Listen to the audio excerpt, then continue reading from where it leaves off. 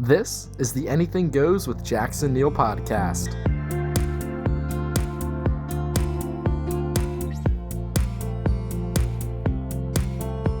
Welcome back here for episode number 126 of Anything Goes. Thank you so much for tuning in. Today's guest is Mikal Cronin. Caught up with him to talk about his latest project, Seeker.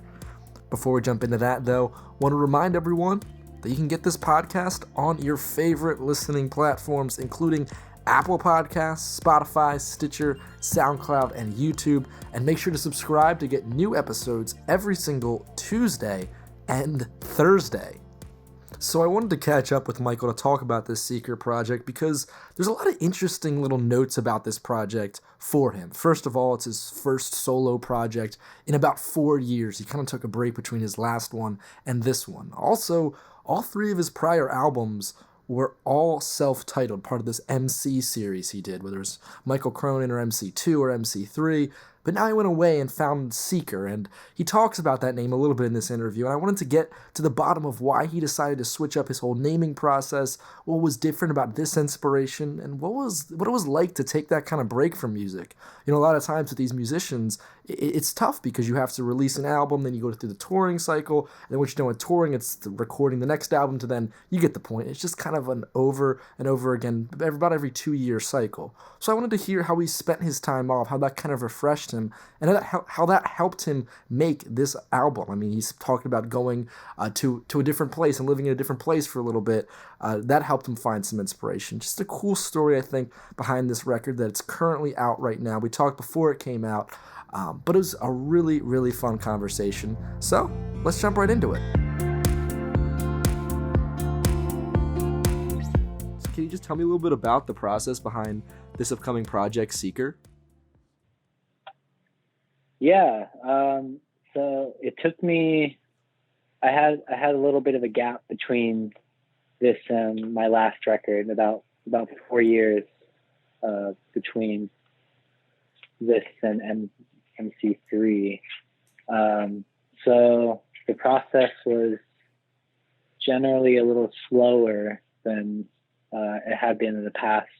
I'd been on like a 2-year record, release, tour cycle for a while. So I slowed it down a bit. Also, I spent a good amount of time I spent about a month up in a small town called Idlewild, up in a wooded area in Southern California here. Kind of in a cabin in the woods type thing. So I ended up writing a lot of the album then, or collecting my thoughts there. And then I recorded it in Los Angeles here with friend Jason Quaver. And I brought in a lot of musicians to play live with me, which is a new thing for my process. I'd usually just recorded by myself, kind of overdubbing myself. There's put a lot of time into it, and the results are, I like how the record turned out. Yeah, certainly. So I was happy. Yeah, you mentioned that whole. Sorry, go ahead. Yeah, that 4-year gap and everything. But going, so when you went up to that cabin in the woods, were you there alone up in that cabin for a month, or did you have some friends with you? No, it was just me. It was me and my cat Ernie, that I brought up. It was an experiment in isolation for sure. What made you choose that specific destination? Well, I had visited the town a few months previous. I kind of always romanticized the idea of working in the woods, and this place was just it's not too far from my home in Los Angeles. it's a few hours, but just long enough so I wouldn't be like tempted to come back every weekend. And yeah, it's a nice little like artsy community up. It feels like a world away, even though it's just a few hours from LA. But it's like feels like a whole different climate, a whole different place. So I thought it'd be an interesting time, or an interesting place to spend some time and get my thoughts together. And it ended up being pretty productive. So I was happy about that. Yeah, definitely. So where exactly are you from? Like, I think you're from California, right? Yeah, I was born in Los Angeles, and then I grew up in Orange County. It's like about an hour south of Los Angeles, in a small town called Laguna Beach. Okay. A little town on the coast there. God, I was just curious because this idea of going into a smaller town and being in a wooded area is, like you said, definitely very different than Los Angeles. And I wondered if maybe it was something kind of similar to how you grew up or anything. Well, yeah. I mean, I grew up in like a small. It's a pretty small town, but it's pretty suburban. I didn't grow up in like a rural environment, but I grew up with the beach, at least as far as like nature goes. So yeah, I had spent summers up.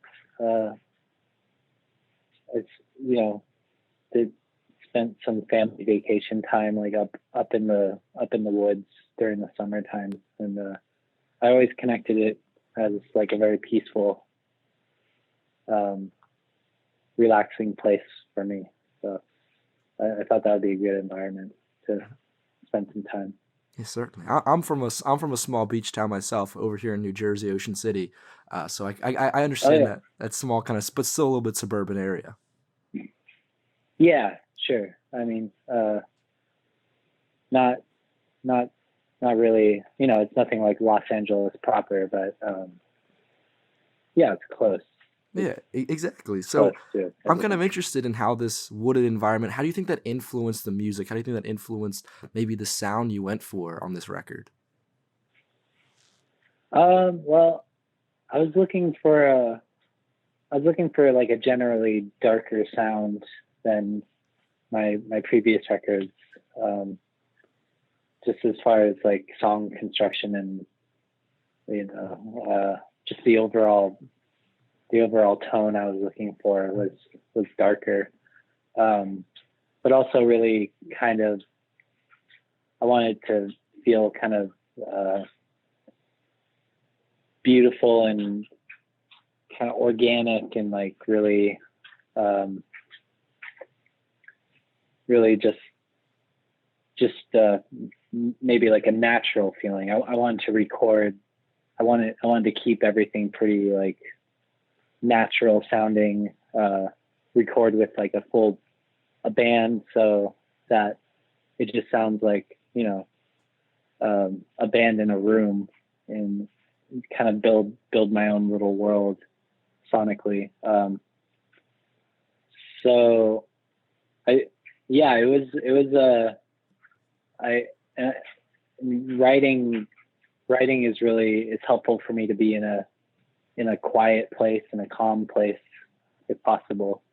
Um, so I think just the isolation and the like dark beauty of the woods really kind of I think it kind of directed the sound a bit of the record. Yeah, yeah, certainly. And I want to touch on something too, the name of the record, Seeker. I noticed all your other solo projects were basically self-titled, with the last one being MC3. Why did you want to switch it up and go for something like Seeker where it doesn't have your name involved? And why that specific word? What does that mean to you? Well, I generally wanted to break the cycle of the kind of self-titled MC 1, 2, and 3. I thought it was time to change it up and approach it from a different direction. And like I said, I wanted to sound darker. I wanted the recording quality to be different than I had worked with in the past. And I thought, so I thought it was finally time to like name a record and kind of give it its own identity. Seeker, it's actually like the first word on the record. The first lyric of the first song starts with "The seeker always finds an answer." I thought the theme of somebody, a seeker, like somebody looking for something was an apt title for like thematically for this record, and the kind of the lyrical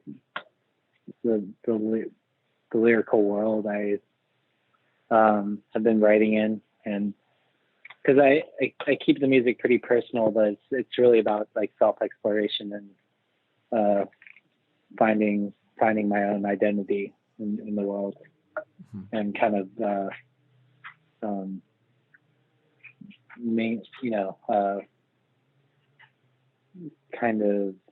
going through my own emotional life.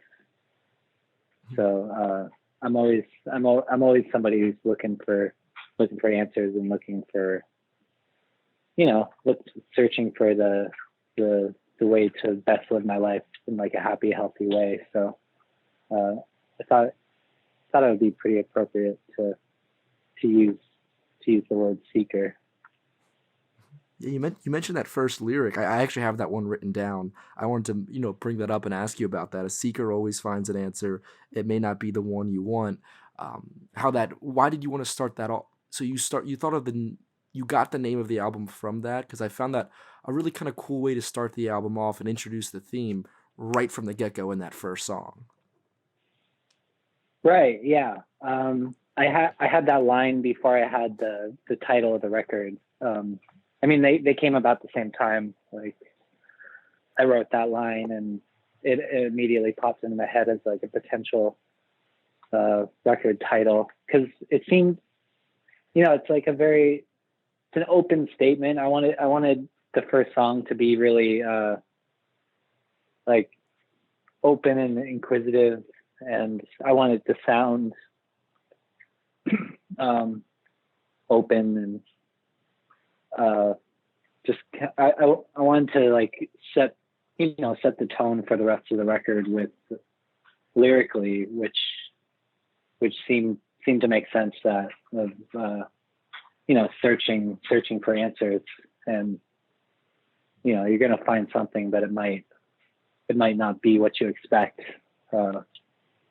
and just following life's ups and downs and lefts and rights, and so I thought it would be a good open kind of statement to open to interpretation, and a nice just open way to start the record. Yeah, and I love how also that first song, "Shelter," there's almost like a minute of instrumentals, and it builds up all the way up to this first lyric, and from the very first line, you're kind of drawn in as a listener, and you understand the name Seeker. I thought that was a cool aspect of it.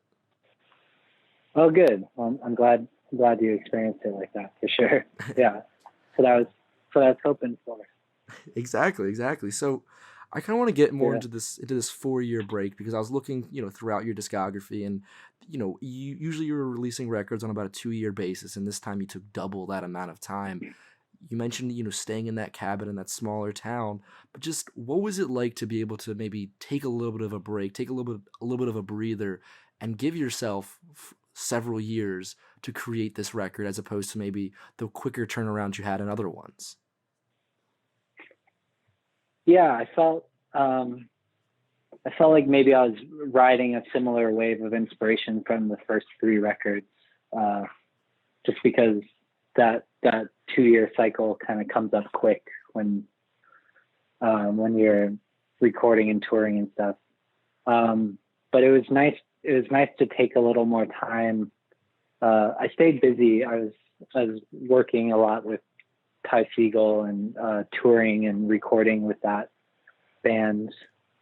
And I was always writing stuff like at home whenever the inspiration would come. But yeah, it just felt like things, the songs weren't, a collection of songs didn't really materialize for a while. I kind of had to wait for the inspiration. I was a little burned out on the process, just tired, and touring a lot just took a lot out of me, and I just wanted to step back for a second and kind of refocus, get my head back on straight and decide in how and where and why I would record this record. So it felt like forever. It's 4 years feels like a really long time, but it definitely it went by pretty fast. As time tends to do as you get older, I guess, just goes faster and faster. But I definitely needed the extra time, and just to figure out how I was going to approach things. Mm-hmm. Yeah, it's certainly. You're so right. Time does always seems to be picking up speed. It's funny how that works. Yeah, it's never, it never ends. All of a sudden, the album is. It seems like I recorded this forever ago, but it's now finally coming out this week, and yeah, time flies. The last few months have flown by too. Exactly. So you mentioned that it's finally coming out this week, this Friday, October 25th. Just how are you feeling going into this release? Just how are you feeling now that this record is going to be released out to the world? I feel good. I thankfully I still like the record. Like when I hear it, I still connect with it, which, sometimes I like the songwriting process I'll need to take a break from the songs for a while between like recording it and touring on it to feel like confident about it again. But I thought we did a really good job recording it, and I think the song selection is pretty good and interesting. And I'm excited to finally. I'm going out and touring again for the first time in a while, with my own project. I've been touring with other bands, with like Ty Segall and other bands, but yeah, I feel excited. I mean, I'm always a little anxious when a record comes out, because I want people to connect with it and like it a lot. But yeah, I feel pretty good about it. I feel confident.